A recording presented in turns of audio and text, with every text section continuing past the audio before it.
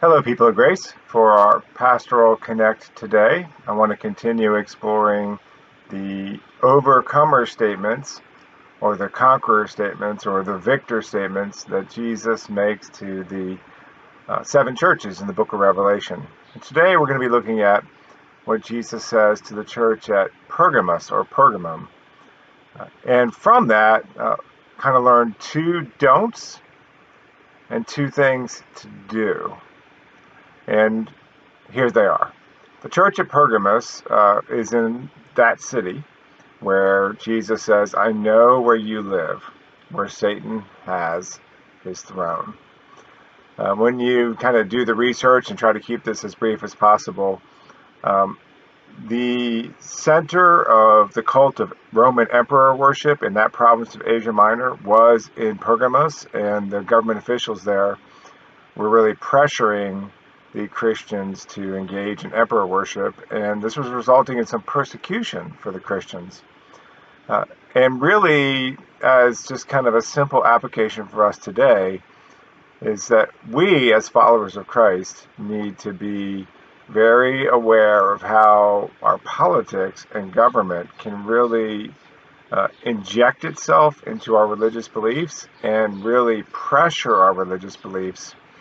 So the first don't is do not tether your faith to a specific political dynasty or political party, and be willing to speak out against the political establishment that you're part of. If you are a Christian, you might most find your courage, if you're a Democrat, not in bashing Republicans, but in actually calling out and refusing to obey the Democrats, because that's where you're going to feel the political pressure. Same thing vice versa. If you're a Christian and a Republican, it's really calling out the Republican Party, because it's very easy for us to lose the freedom of conscience and the freedom of religion and the whole role of our faith in this world to be prophetic and to really challenge the status quo with the higher virtues of walking in God's ways.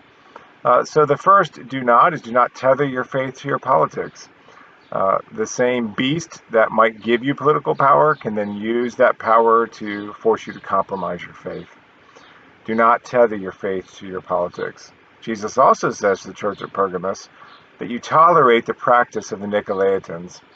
Well, again, in short, the Nicolaitans were a movement within the church that blended certain beliefs of the Christian faith with what would be viewed as immoral and worldly practices, especially related to their sexuality. In short, the Nicolaitans said, well, if you have a desire, you really need to fulfill that desire. And desires are not automatically bad, but our faith and our walk with Jesus and our discipleship really informs us about which desires to encourage and which desires to resist. And so as followers of Jesus, we need to make sure that we do not sacrifice our faith because we feel empty and feel like we have to fulfill this desire this way and it contradicts my faith, and getting really kind of caught between the core of our faith and our desires, rather than letting faith inform us about which desires to encourage and which desires to resist. So the first do not tether your faith to your politics. Number two, do not sacrifice your faith because you feel empty.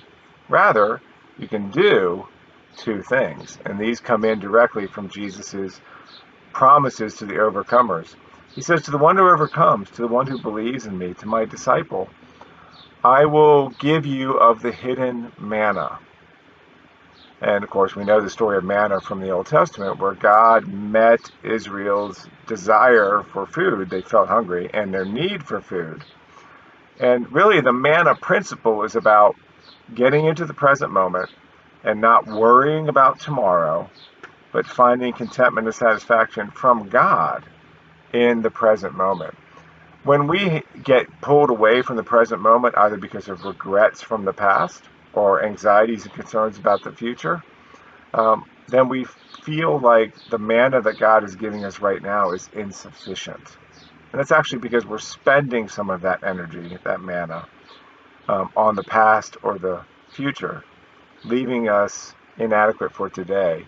People that have a lot of unresolved issues from the past, or a lot of regrets, or a lot of wounds, or a lot of anxiety about the future, can really get pulled away in their desires, because this will show up in our body, and gets pulled away in trying to fulfill our desires in ways that contradict the Christian faith. So do not tether your faith to your politics. Do not sacrifice your faith because you feel empty.